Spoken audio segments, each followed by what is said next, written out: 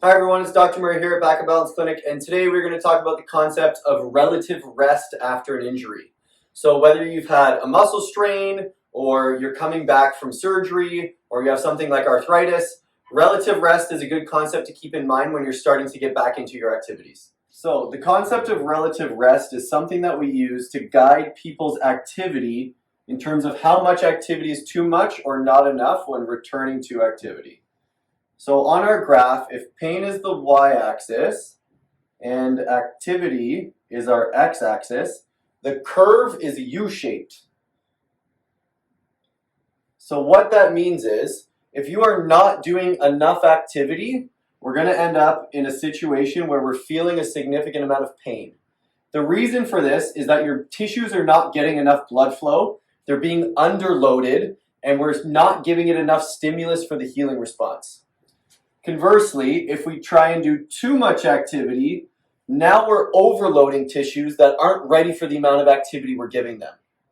There's something that we call the Goldilocks zone, somewhere right in the middle, where we're doing enough activity to get adequate blood flow, but not so much that we're starting to overload tissues that aren't ready for that amount of activity yet.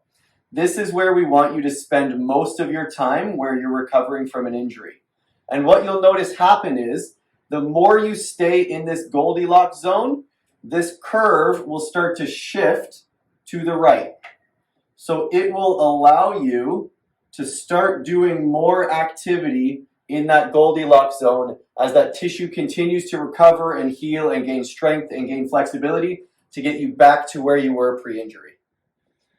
So that's the concept of relative rest. If you take home nothing else, no activity, not good. Too much activity, equally as problematic. So when you're returning from injury, make sure that you're checking in with your body and how you're feeling.